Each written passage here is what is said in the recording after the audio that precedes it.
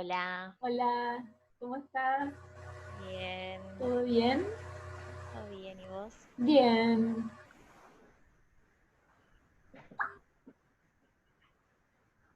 Me alegro. ¿Sabés algo de Guille y de... ¿y cómo se llama nuestra compañera? A ver, me fue el Aldi. nombre. Ahí está Guille. Ahí está Guille. Aldana, ¿verdad? Aldi, sí. El otro día me contó que no iba a poder conectarse, pero hoy no sé. Puede ser que sí, que aparezca.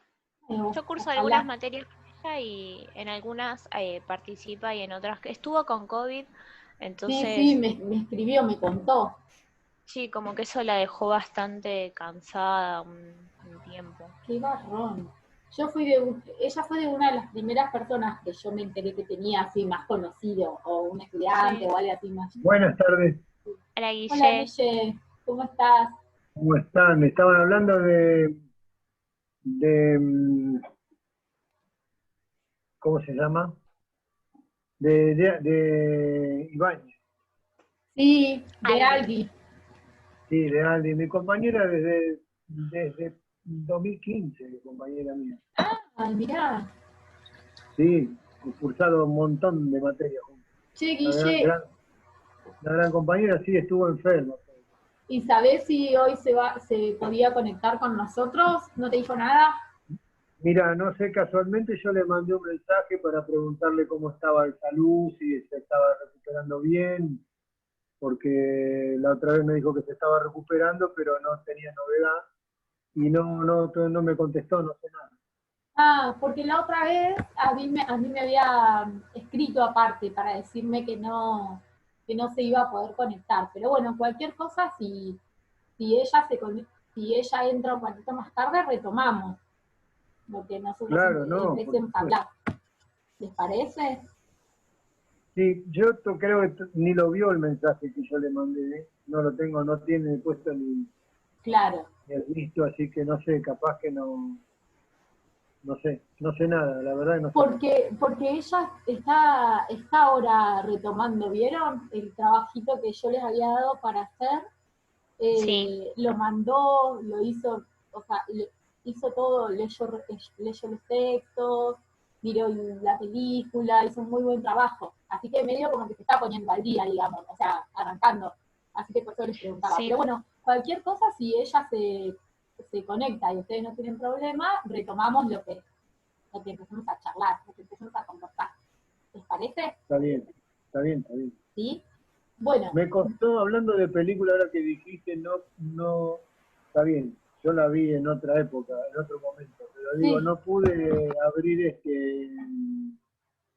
eh, la de Ginger Roger y no la pude abrir. De los enlaces que yo les pasé, Sí, una sí, la de Ciudadano Kane la vi, sí, digamos, la volví a ver, ya la había visto, la volví a ver, pero bien. la de Cantando bajo la lluvia no la pude abrir. Pero ¿tenés alguna referencia de antes? Que vos dijiste que la habías visto en Sí, sí, algún otro momento, por ahí. la vi hace Buenísimo, mucho. buenísimo. Singing in the rain. Esa. Mm. Y, Van, ¿y vos pudiste ver algo del material? Estuve leyendo un poco, pero las pelis no las pude ver porque me pasaba como que se cargaba y quedaba ahí trabado y se cargaba y dije, bueno, después las voy a buscar por torrent, las Bien. descargo y las veo mejor porque Sí, si no, puede sí era ser. como... Yo les pasé los links que pude encontrar, pero fíjense si ustedes tienen otro modo para poder verla tranquilo. Igual a una sí la conozco de nombre, pero no, cuando se estrenó no existía todavía. No, no, no, no, no, no, no, ninguno, Che, yo ninguno, ninguno, tampoco, ¿eh? ninguno, ninguno, ninguno, ninguno, son muy, muy viejas las pelis, muy, muy clásicas. Sí, creo unas de 42, algo así. Sí, Imagínate, ¿cuál era la...? el Ciudadano Kane. Sí, no me acuerdo cuál era la fecha de publicación. La de Campana bajo la lluvia rememoraba la década del 20, que habla de la década del Unas 20, del 52 y pero la es otra es del del 52. 41. Entonces la del 41 es La de Citizen Citizen Kane. Kane. Claro, es de 41. Bueno, vamos a Es retomar. una obra, digamos, está considerada entre las 10 mejores del cine de colección, ¿verdad? Sí, sí, yo ya me imaginaba que me iban a matar con estas películas, pero bueno, vamos a buscarle la vuelta de por qué encaramos mirar estas películas, ¿sí? Si a ustedes les parece, repasamos un poquito.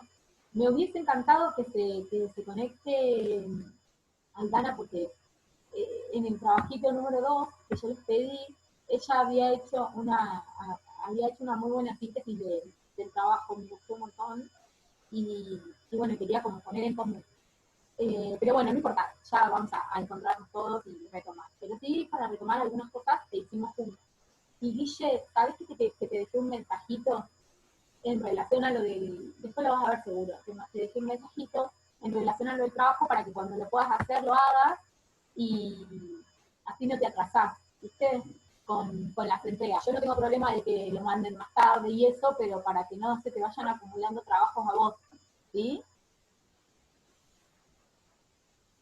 Está bien, ¿me mandaste mensaje al mail? No, te lo mandé por el ¿A mismo, vos? te lo mandé por el mismo trabajito. Igual fue recién, antes de empezar la clase, tranqui, no pasa nada. Antes de empezar la clase les mandé a cada uno en función de cómo estaban. Y bueno, y de tu trabajo, Bani, me gustó un montón toda la apropiación que hiciste del texto de Barbero. Sobre todo la parte final, cuando yo les preguntaba cuál era cuál era la posibilidad analítica que ese texto habría para pensar la relación entre lo masivo y lo popular. Y qué lugar le atribuía ahí a la industria cultural. Y me pareció que que estabas recuperando como los puntos centrales que el autor proponía. Nosotros en la primera parte de la materia, como primer tema o como primer eje para trabajar con ustedes, era situarnos en el origen de la sociedad mediatizada. ¿Sí? Para repasar un poquito, no nos vamos a extender mucho, pero para repasar un poquito. Era situarnos en la sociedad mediatizada. ¿Sí? Entonces, empezábamos a analizar que para nosotros había tres hechos fundamentales, ¿no? Que se iban a vincular, que íbamos a rastrear para pensar esto que es la construcción del orden moderno o de lo moderno. Entonces empezamos a hablar de, como hito fundante de una era o de un momento, el descubrimiento de América, ¿sí? Que lo situábamos en 1492, y que eso iba a ser como un hito fundante en la expansión de Europa, ¿sí? Y de Occidente hacia otros territorios, ¿sí?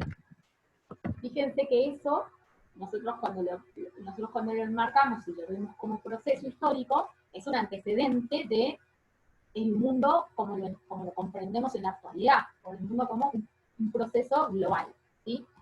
Eso es por un lado. Por otra parte, situábamos como característica el cambio de un modo de organización social, que devino en transformaciones posteriores, ¿no es cierto? En la Edad Media estaba el auge de la organización feudal y las monarquías, y en la transición hacia la modernidad se configuran los estados nacionales, que algunos continuaron con una figura de la monarquía, pero que ese proceso llega como eh, a su momento culmine con la Revolución Francesa, ¿sí? Y la delimitación del Estado en términos modernos, con una representación política, ¿sí? Que le disputaba el poder a la corona en términos de herencia política, ¿sí? Y como otro acontecimiento fundamental, que es importante en términos históricos, pero que también es importante a los fines de nuestra materia, situábamos el surgimiento, ¿sí? De la imprenta como primer medio de comunicación que iba a permitir la comunicación interpersonal mediada por una tecnología en la cual la comunicación no necesariamente debía producirse cara a cara, ¿sí? Entonces ahí hablamos de un momento de mediatización de la cultura, ¿sí? Esos fueron como los tres ejes centrales que nosotros empezamos a poner en consideración y a narrar, ¿sí?, ese paso entre la Edad Media y la modernidad. Entonces, cuando nos encontramos en la primera clase que tuvimos juntos, ¿no?, primera clase sincrónica, estuvimos dando mucha relación a esto de del surgimiento de la imprenta y las posibilidades de la comunicación mediada por las tecnologías y su vínculo y relación con la construcción del Estado Nacional. Pero no solamente el Estado Nacional en términos de organización jurídica de un territorio, sino que lo que nos interesaba ver es cómo había una relación entre la imprenta y las incipientes industrias culturales. Empezamos a conversar de ese término, ¿no? La imprenta y las incipientes industrias culturales y la construcción de lo nacional, ¿sí? Entonces ahí, en la apropiación que Bani hacía del texto de Barbero, estaba muy clara esto de cómo los medios de comunicación de masas comenzaron a contribuir con esa idea que necesitaba el Estado Nacional para, en términos de Barbero, se produzca una unificación cultural que contribuya a la unificación de mercado nacional. ¿Vamos más o menos hasta acá? ¿Sí? Sí. ¿Sí? Y nosotros, cuando lo estábamos, ¿qué decíamos la clase pasada, el encuentro pasado? Nos servimos de un texto que estaba producido por un investigador de la comunicación, que hablaba de este proceso desde Europa, John B. Thompson, y por otro lado retomábamos a Jesús Martín Barbero, que hablaba de este proceso en América Latina, ¿sí? En cómo se había vivido esa expansión de Europa hacia América, cómo se había vivido la configuración de los estados nacionales con la particularidad de Latinoamérica, y empezamos un poco a charlar entre nosotros cuáles eran los puntos en común en términos de historia compartida. Y decíamos que si había un momento, ¿no?, un espacio-tiempo para empezar a hablar de la configuración de lo nacional o del ser nacional en América Latina, teníamos que situarnos en el siglo XIX, ¿sí? Y que ese siglo XIX en América Latina comenzaba con las guerras independentistas, pero que comenzaba con las guerras independentistas, iba a continuar, ¿no?, con las revoluciones y guerras de la independencia, iba a continuar con un proceso que los historiadores llaman como la larga espera, y en esa larga espera de América Latina empiezan a producirse tensiones interiores antes de la consolidación definitiva de los estados nacionales, que las situamos en las últimas décadas del siglo XIX, ¿sí? Entonces nosotros habíamos estado conversando que este proceso de consolidación que finaliza con la consolidación del Estado Nacional en América Latina, lo podíamos vincular o lo podíamos relacionar con el crecimiento de uno de los modos de comunicación y de medios de comunicación que la imprenta posibilitó. ¿Se acuerdan cuál era ese medio de comunicación y más o menos qué estuvimos charlando en relación a eso?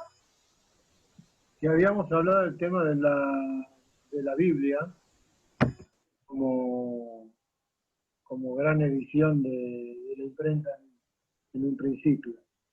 Sí. Y después el trabajo en el idioma de que ese medio fuera el trabajo hecho en el idioma para cada país. Uh-huh. Sí. Y en la construcción y eso posibilitó una fractura una fractura, es decir, ampliación de lecturas, ¿no? Respecto de la única apropiación posible que se hacía de la Biblia, ¿sí? Entonces, esto, como decir, bueno, la impresión de la Biblia en lenguas vernáculas permitió nuevas interpretaciones y nuevas apropiaciones, ¿sí? Ahora, ¿cuál es el medio de comunicación que acompañó el siglo XIX en América Latina y permitió narrar los primeros acontecimientos en términos de nación o de lo nacional o de las disputas por lo nacional? Los diarios o las gacetillas Bien, esas que sacaban. bien, el periódico, el diario, sí, ¿sí? Sí, Entonces la ahí prensa escrita. la prensa escrita, claro, que tomó este formato de periódico, de diario, anteriormente, ¿sí? Bueno, y nosotros habíamos dicho, había quedado ahí como en el aire la propuesta, si se animaban a buscar, a encontrar, a ver, a acordarse, cómo se había narrado eso en la prensa. ¿Encontraron alguna referencia? Y que de hecho con Guillermo reforzaba la idea de la diferencia entre la narración de ese proceso que podía ser un periódico situado en Buenos Aires a la narración que podía ser de esos procesos de detención un periódico o una publicación que tuviese su origen en una provincia del interior, ¿sí? Sí, habíamos hecho el comentario de acuerdo a las circunstancias de la época, no en el caso de la Revolución de Mayo, que obviamente lo único que salía era la Gaceta hecha en Buenos Aires, no Claro, había otro en el interior, pero después con el tiempo, cada región, desde el hecho hasta que se formó la Argentina como una nación, digamos, se manejó como muy importante la información que podía darse en los medios en disputa entre las provincias y la ciudad de Buenos Aires. Esa mirada a que hablábamos después de porteño centrista, digamos, sí, y Yo esa estuve, discusión que se produjo. yo estuve buscando en la biblioteca, virtual sí. de la Biblioteca Nacional A algunos ver, exámenes y encontré, por ejemplo, y como que intenté buscar años particulares. Este se llama Telégrafo Mercantil, es de 1801, del 1 de abril, y dice, por ejemplo, en una parte, justo subí para... dice, sí, ilustres compatriotas, vamos al trabajo y nunca mejor que cuando un gobierno sabio acompañado de la virtud de la justicia y en todo muy superior a mis elogios, conocen el mérito de ese estudio. Pues es medio largo. sí, Salga sí, al sí, telégrafo y en breve establezcase la sociedad patriótica, literaria y económica que ha de adelantar las ciencias, las artes y aquel espíritu filosófico que analiza al hombre. Sigue con, fúndese aquí ya nuevas escuelas donde para siempre cesen aquellas voces bárbaras del escolasticismo. Bueno, y se pone a hablar de buscar nuevas ideas bueno, para un fíjate nuevo ahí, filósofo.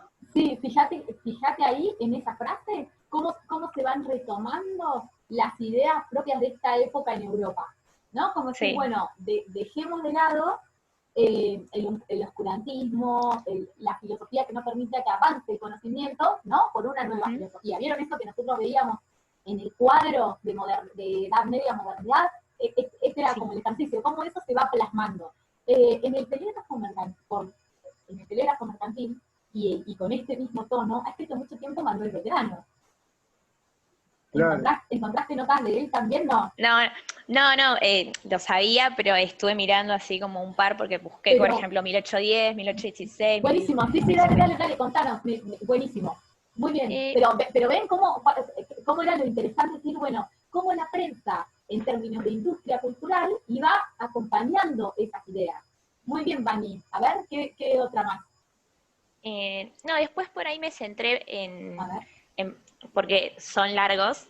Sí, sí, Y por tranquila. ejemplo, eh, la crónica argentina, arriba dice Sole Nuevo, Peclara, Luce, Libertad, bueno, está creo que en latín, y Ujú. está el ¿De qué año sol, es la que crónica hoy, argentina?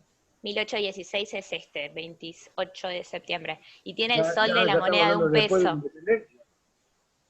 claro, Ah, tiene el sol de la moneda de un peso, y a mí me llamó la atención eso, que como ese símbolo, ¿no? Que después se Claro, llevó a la moneda. muy bien. Eh, Bueno, después había uno de Entre Ríos, El Porvenir de Entre Ríos. Este es de el 4 de enero de 1850 y tiene como muchas exclamaciones.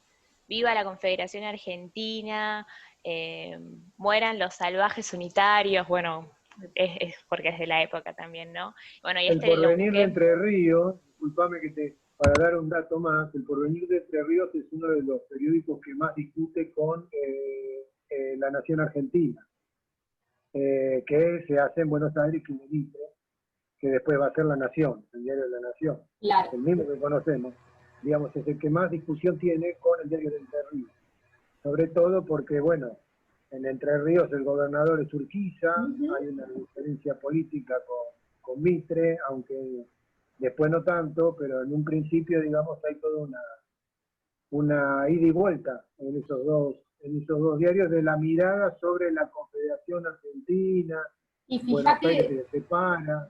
fíjate también en la fecha que nos sitúa Bani, que es 1850.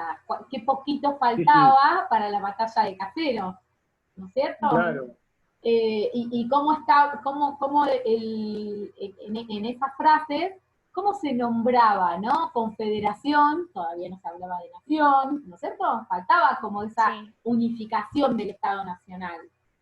A ver, bueno, la ¿los lees otro Confederación en ese pedacito? momento Ah, era sí, Entre las, Ríos, Santa Fe, Misiones, Corrientes, sí, no entraba a Buenos Aires en la Confederación. no, las provincias del litoral. Claro, no entraba a Buenos Aires en la Confederación, a pesar de que Ejército de Buenos Aires eh, se juntan con los de Entre Ríos para la guerra de Caseros, pero Sí, después se van a enfrentar en Pavón. sí, tal cual. Hay algo interesante para pensar ahí a partir de lo que señala Guille, es que dentro de, si bien había modos de incluir a una provincia en una perspectiva al interior de las provincias y de las ciudades cabeceras de ese momento, ¿sí? Había propias tensiones también. ¿Sí? Fíjense, Claro, cómo Buenos Aires durante todo el siglo XIX va teniendo relaciones ambivalentes con el resto de las provincias para consolidar su poder. claro, ¿Sí? Vani, claro, claro. ¿querés leernos otro pedacito de esa? Eh, no, lo que iba a decir es que el de Ah, la crónica argentina que tiene la moneda arranca sí, hablando de la importancia de la imprenta y de que en ese momento se están empezando como a armar, hablan de tres como grupos de prensa que les permiten a ellos como seguir hablando de la revolución, esto es en 1816, y o sea, yo lo leo, ese texto que tiene, no sé, 200 años, y dije, ay, no puedo creer qué calidad, para haber pasado 200 años, la calidad que los tipos tenían para escribir es tremenda. uh-huh. y, Nada, y, no en, es que viste. y en Bueno, algún Moreno era punto, maravilloso escribiendo en la ¿sí? Gaceta de Buenos Aires. Y en algún punto, cuando ustedes leen esto, ¿no piensan que hay discusiones actuales ahí narradas? Ah, sí, Sí, por ejemplo, acá dice, la libertad de imprenta no es un establecimiento con objeto determinado, sino que es la restitución y goce del primer derecho que tiene todo hombre de hablar, escribir y publicar libremente sus ideas por medio de la prensa. O sea, mucho antes del artículo 14 de la De la Constitución. Constitución. claro. De hecho, todo ¿De qué este, año es esto que estás leyendo? Perdón, Este ¿no? es el Karina. 1816, Ah, casi va, Fíjense, 40 años. fíjense cómo todas estas tensiones que la prensa nos ayuda a recuperar de esos proyectos de nación en disputa, ¿sí? ¿Cuáles terminan, que era un poco lo que yo les proponía también pensar, les proponía y me proponía, ¿no? Como para pensar juntos, porque por más que esto lo hayamos estudiado en otro lado, lo veamos de manera dispersa, hoy lo estamos poniendo en común para analizar en el marco de este seminario, así que lo que podamos pensar lo vamos a ir pensando entre los tres. Y después, bueno, cuando se sume Aldi, también entre los cuatro, ¿no? A partir de las producciones. No es que yo esté más que ustedes, al contrario, se me puede ocurrir algún ejercicio, pero después va saliendo juntos. Pensemos juntos esto, ¿no? Cómo la prensa va narrando tensión en relación a la definitiva organización política y en relación a lo que se va a entender como nación y lo que se va a esperar como nación, ¿sí? Y cómo eso finalmente va a quedar plasmado. Primero en la Constitución de 1853, como primer hito que de alguna manera consagra las tensiones de toda la primera mitad del siglo XX. ¿Sí? La Constitución de 1853. Pero después hay otro momento fundamental, que es la generación del 80 como puesta en marcha y en acción definitiva de esa Constitución. ¿Sí? ¿Y cuáles fueron las ideas que finalmente no me acuerdo si lo recuperaron esto, pero cuáles fueron las ideas que finalmente terminan hegemonizándose? Ahora, cuando hablamos del concepto de hegemonía, ¿todos entendemos algo parecido o quieren que lo repensemos? Es como algo que tiene una supremacía por sobre otra cosa. Algo por ahí va. Cuando nosotros hablamos de un poder hegemónico, más que nada, no tanto de un poder hegemónico en términos singulares. Cuando nosotros hablamos de que algo es hegemónico, hablamos de que algo logró tener un consenso y una aprobación. Ese consenso y aprobación pueden ser transitorios, no es siempre el mismo, pero sí marca un sentido dominante en un momento, en un espacio-tiempo determinado. ¿Sí? Ahora, ¿qué diferencia hay? El concepto de hegemonía lo tomamos primeramente. Hoy lo necesitamos apropiar porque nos quedó lejos. Pero el concepto de hegemonía lo tomamos primeramente desde un autor que situamos en la década del 20 en Italia, que se llama Antonio Gramsci. ¿Les suena? ¿Lo han leído en alguna materia como teoría o en alguna materia como Estado? ¿Sí? En sociología. En sociología, sí. Bien. En sociología lo mismo. Yo lo estoy volviendo a ver. Bien. Estoy cursando gestión de medios. Ah, bueno. Casualmente lo volvimos a ver a Gramsci el otro día. Bueno, entonces, ¿qué repone el concepto de Gramsci de hegemonía? Gramsci va a proponer este concepto porque él dice que la sociedad no se explica desde la mera dominación, ¿sí?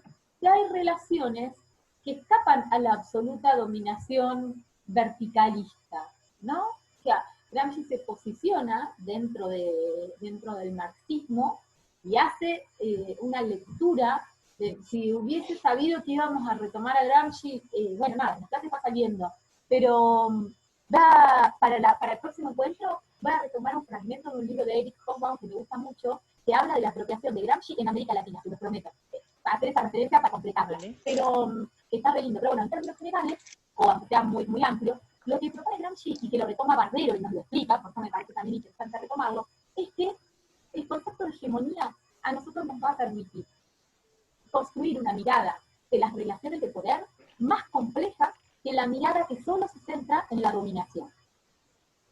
Y al pensar en una mirada más compleja que solo se centre en los procesos de dominación, se está, por un lado, incluyendo más prácticas de dominación, ¿sí? Que las que el marxismo ortodoxo podía advertir, ¿sí?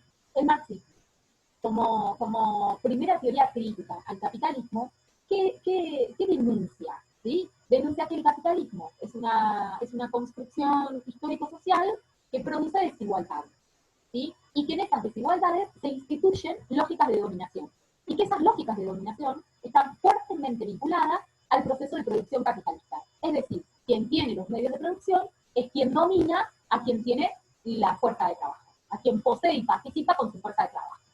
En toda una explicación sociológica, filosófica y sobre todo materialista histórica, es la que propone el marxismo y en algunos escritos en compañía de Engels, lo que Marx va a decir es que las ideas de la clase dominante terminan siendo las ideas dominantes, ¿sí? Entonces hay una fuerte relación, ¿sí?, de dominación vinculada al lugar que cada uno ocupa en la estructura económica. Gramsci posicionándose en el marxismo, pero posicionándose en el marxismo muchos años después de la producción teórica de Marx, y habiendo vivido una sociedad ya industrial, una sociedad que había padecido ya la Primera Guerra Mundial y que había visto los efectos de la Revolución Rusa, ¿sí?, la Revolución Rusa, y también estaba padeciendo el régimen fascista, comenzó a analizar que esa mirada de la dominación era escasa para poder explicar la configuración de las relaciones de poder en un sistema capitalista que a su vez tiene una organización una organización política, ¿sí?, con partidos políticos y con un ejercicio de la democracia, más allá de que se haya interrumpido por el fascismo, que haya estado interrumpida en la década del 20, 30 y 40 en Europa, ¿sí? Él ya puede ver el ejercicio de un gobierno promovido post los lemas de la Revolución Francesa aplicado a una sociedad ya industrial, ¿sí? Entonces, empieza a ver que esa organización de la sociedad es mucho más compleja y que no solamente se puede explicar por una dominación en términos de verticalidad, sino que propone el término de hegemonía, porque con el término de hegemonía se da espacio para pensar el lugar de la apropiación de quienes son subalternos al régimen de élite, que según él, ¿no?, va a ser el que va a definir los modos de la sociedad de todos. Ahora, ¿cómo se puede disputar? Esa era la gran pregunta de Gramsci. ¿Cómo se puede disputar ese poder? ¿Solamente se puede disputar con la revolución del proletariado? ¿Sí? Entonces ahí Gramsci va a proponer que desde este concepto de hegemonía, los modos de discusión política no solo son los económicos.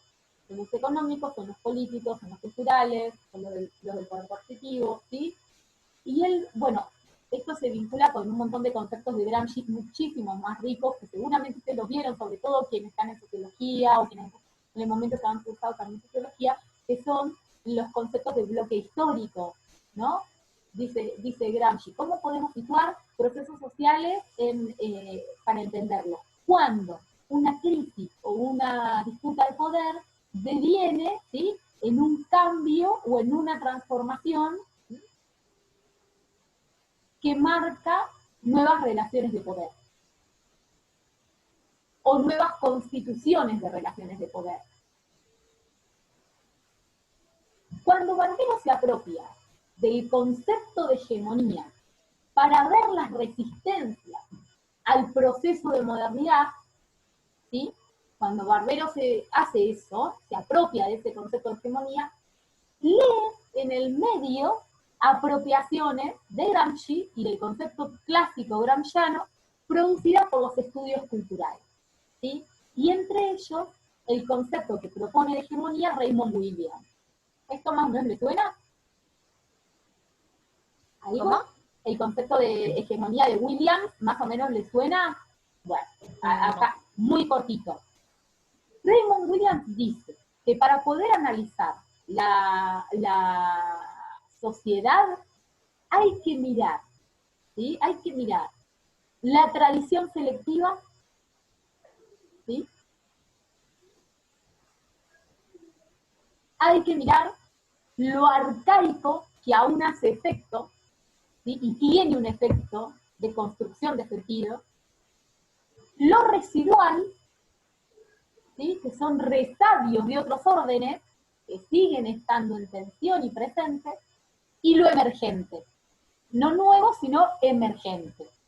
y que todos esos elementos son los que permiten pensar y construir una mirada sobre lo hegemónico.